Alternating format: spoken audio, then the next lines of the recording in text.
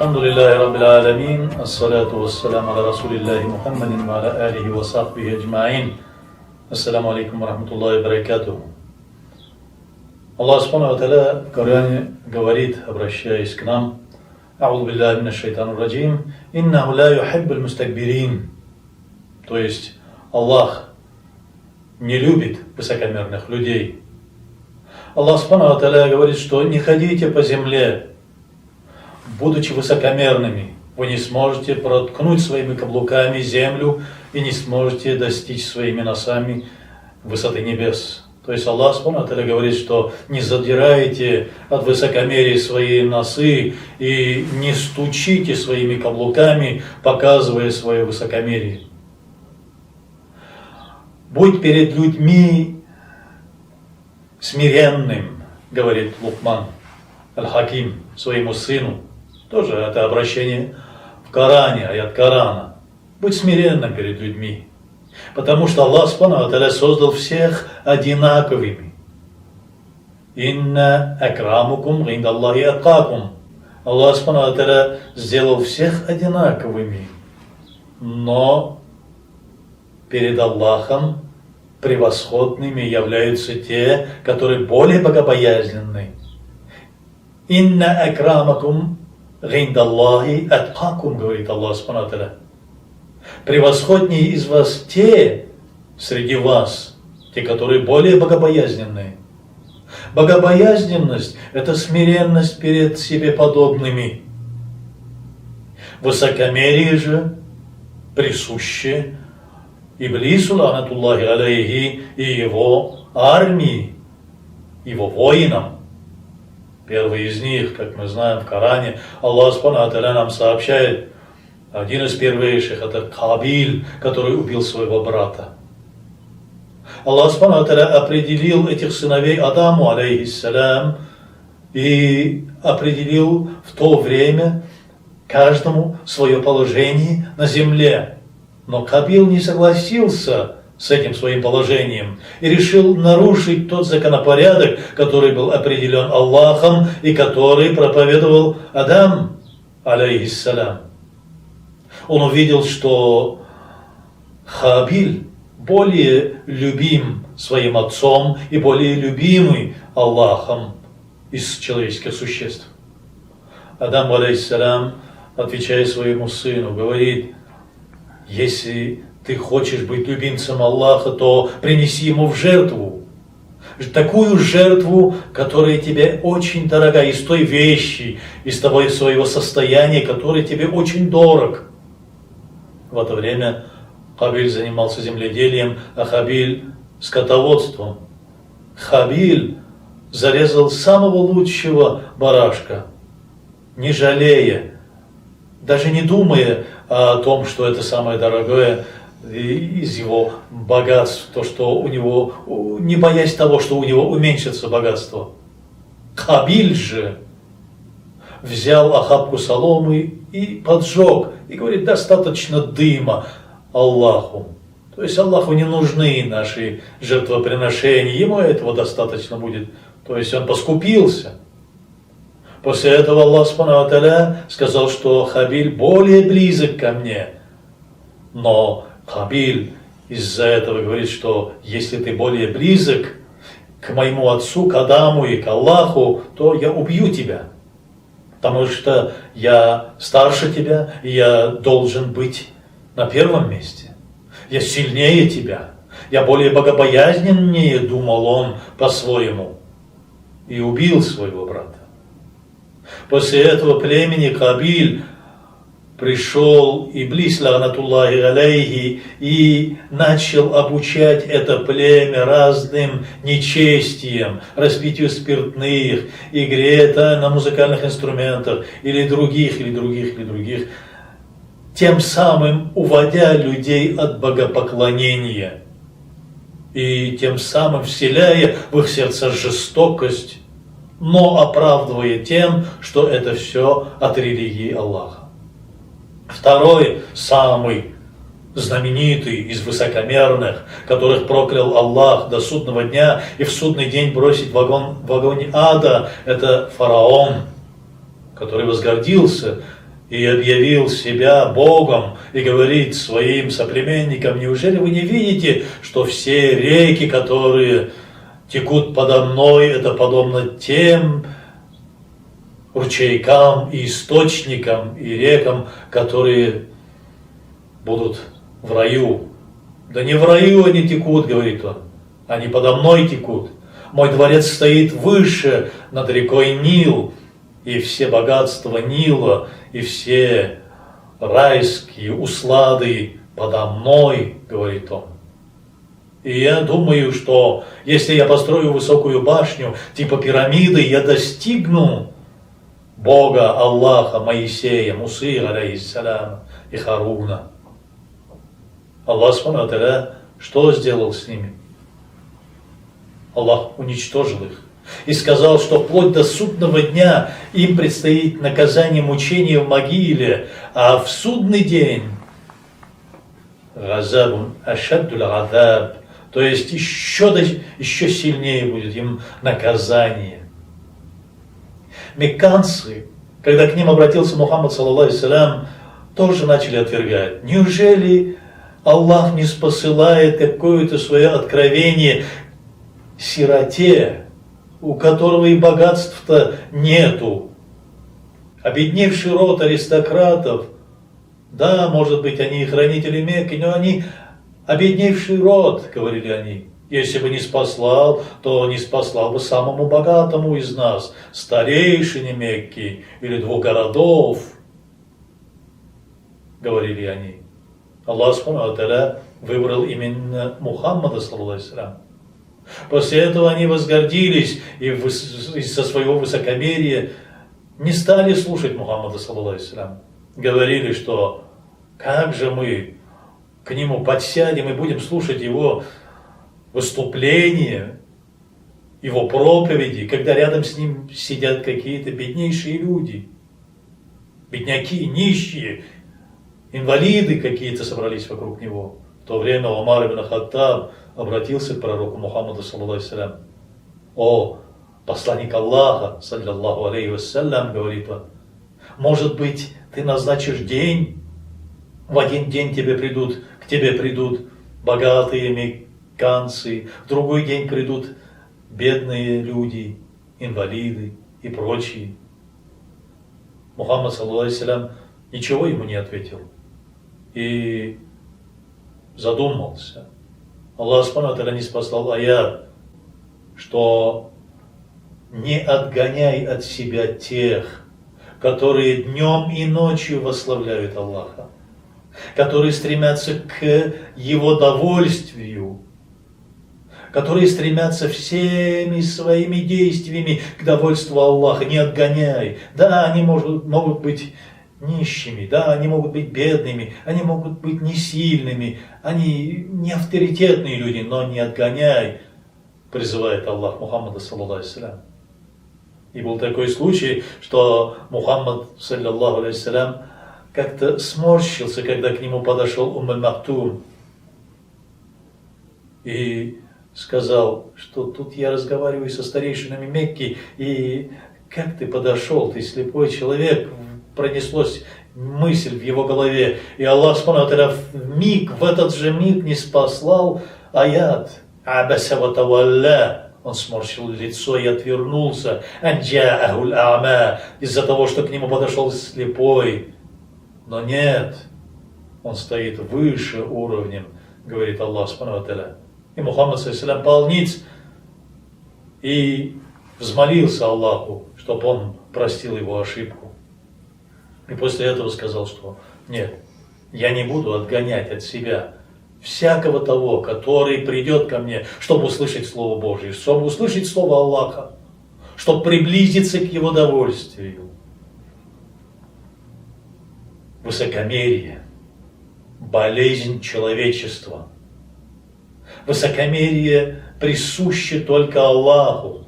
Аль-кибрия, то есть гордость, гордыня присуща только Аллаху. Это моя одежда, говорит Аллах субхану ва тааля в хадисе аль-Кудси, потому что Акбар над всеми вещами, Аллаху Акбар, то есть Он превыше всего.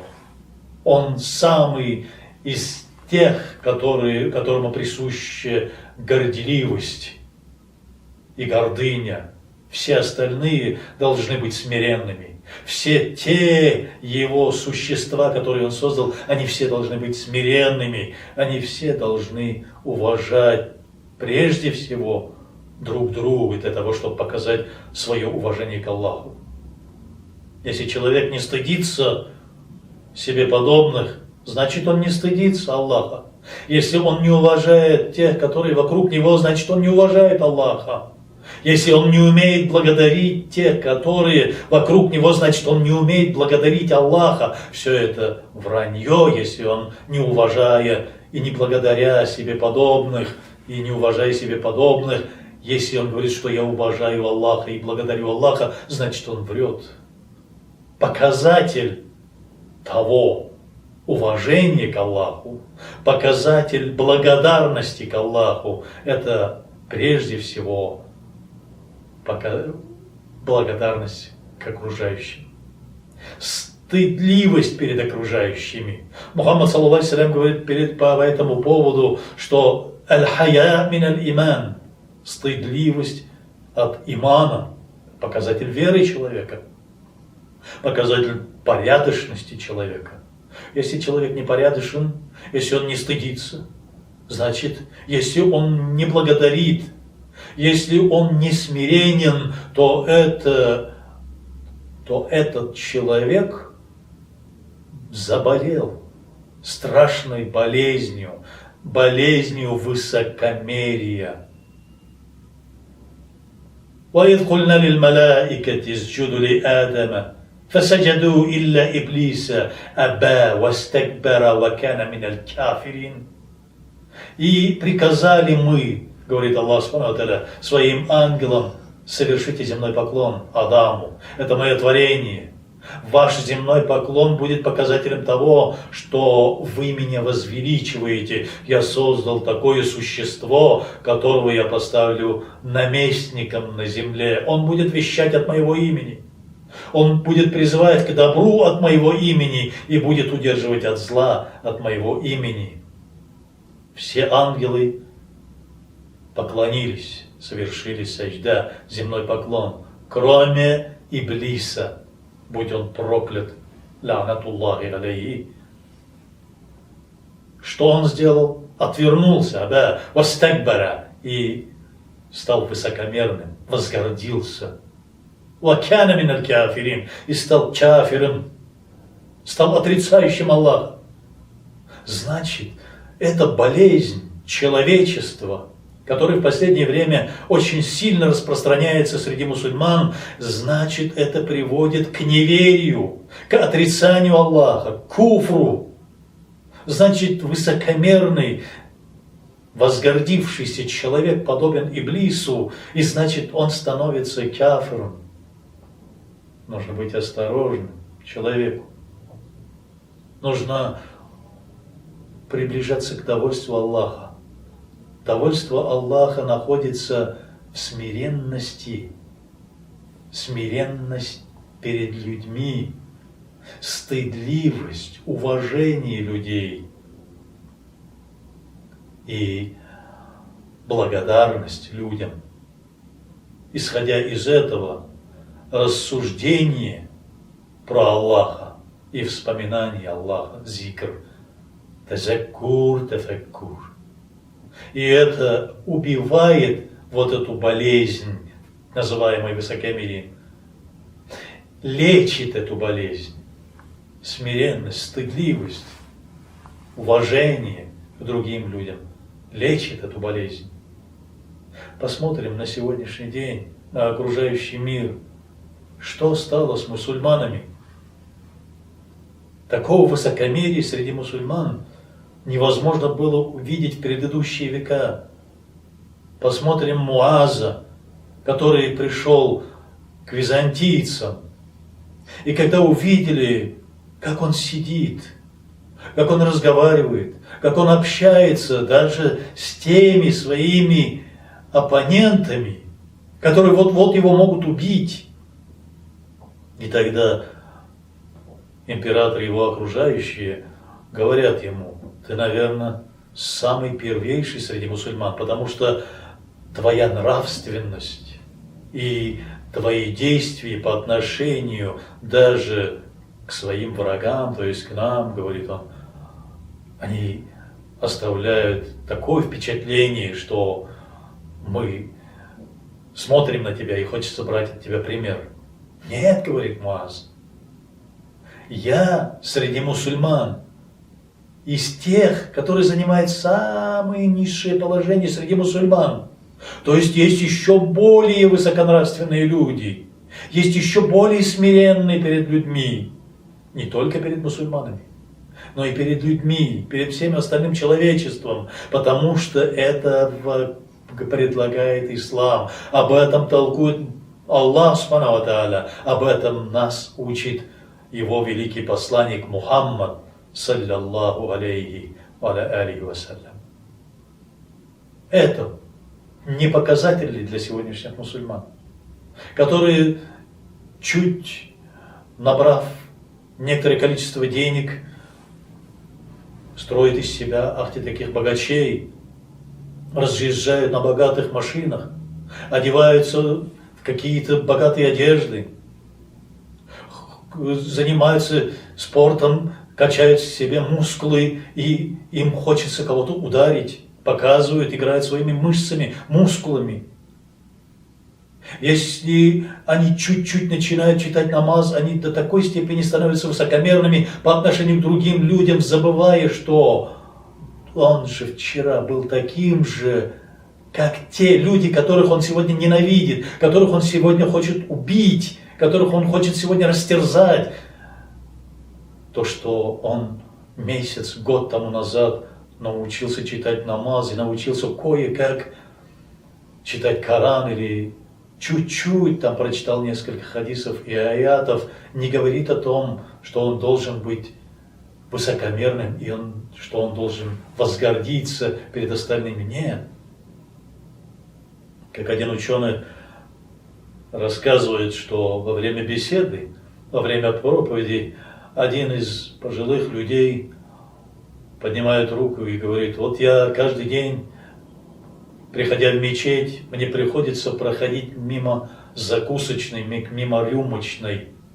И знаете, говорит Хазрат, что когда я вижу этих людей, которые распивают спиртное в рюмочной, мне хочется им оторвать голову, убить их, взорвать их. А Хазрат отвечает ему: ты сколько лет сейчас в исламе? Он говорит: 10 лет. Ты 10 лет читаешь намаз? Да. Научился читать Коран? Да. Ты отпустил бороду? Да. Ты сейчас стараешься жить по сунне пророка, саллаллаху алейхи вассалям? Да. А 10 лет тому назад каким ты был? Но он склонил голову и говорит: приходилось выпивать, приходилось ходить в эту рюмочную. Если бы 10 лет тому назад, такой же, как ты сегодня, герой, в кавычках, оторвал бы тебе в голову, или бы взорвал бы эту рюмочную, или бы побил тебя, или что бы, ты бы смог стать тем, кем ты сегодня являешься? Нет, сказал он, опустив голову. Так зачем же ты хочешь убить самого себя изначального, не поговорив с ним, не призвав к добру? Амиру биль ма'руфи ва нахи аниль мункар. Призыв к добру и удержание от нечестия является основным элементом в исламе. Мы призываем к добру своим примером. Какой у нас должен быть пример? Мы должны быть смиренными, стыдливыми, должны уметь благодарить людей, уметь уважать их. Высокомерие присуще Иблису и его войску. Смиренность присуща сторонникам Аллаха, тем людям, которые идут по сунне. Аллах Субхану ва Тааля сделал нас людьми. В этом мире нашего праотца сделал наместником, халифом. Всех ангелов заставил поклониться нашему праотцу Адаму, алейхиссалям, и сказал, что это существо будет совершенным, потому что если он будет следовать моим указаниям и будет следовать моим пророкам, он будет выше ангелов. И говорит: «Лахада халакнал инсана фи ахсани таквим». Мы его создали самым прекрасным образом. Но если он возгордится, станет высокомерным, «Thumma рададнаху асфаля сафилин», мы его возвратим в самое нижайшее положение. Он будет хуже, чем животные. Он будет подобен животному или даже хуже, чем животные, потому что животные живут по инстинкту и делают, исполняют только то, что им вменил Аллах, выполняют те действия, которые им вменены.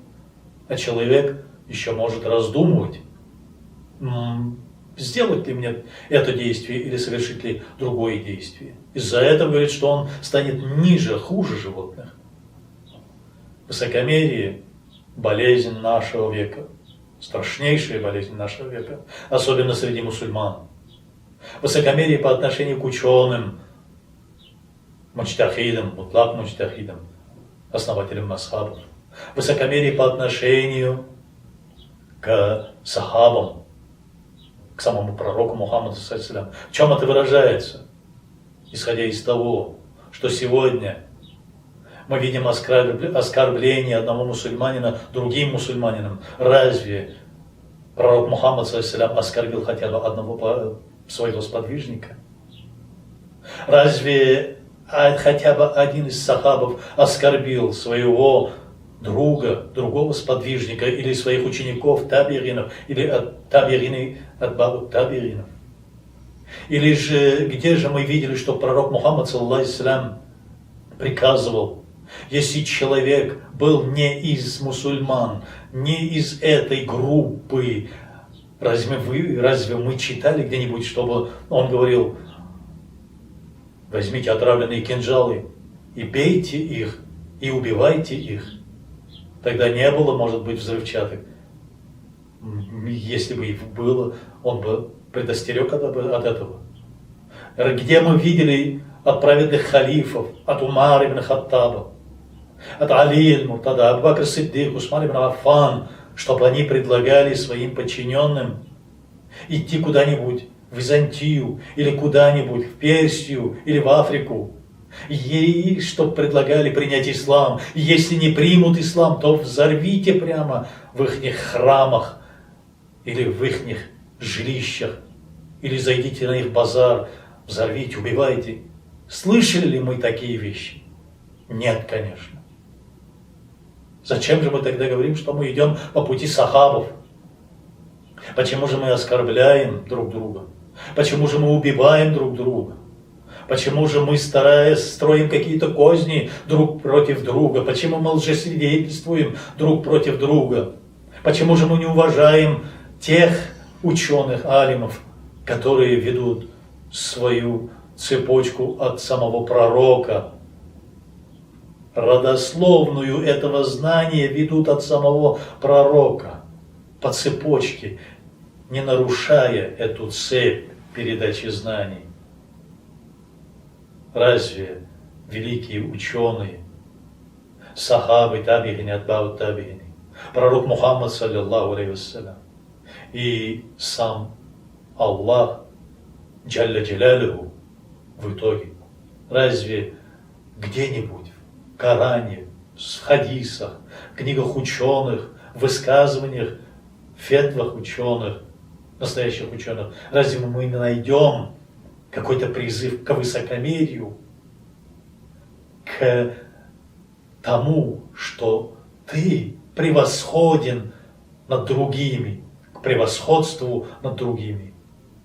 Превосходство наше только перед Аллахом, показатель нашего превосходства, наша богобоязненность. Высокомерные люди окажутся на дне ада.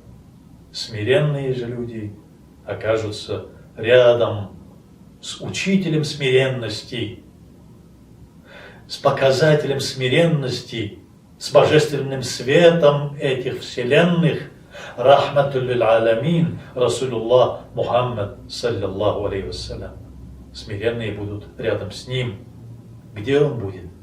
Он будет на самых верхних ступенях рая, где будет лицезреть Аллаха Субханаху Тааля. Алхамдулиллахи Раббил Аламин.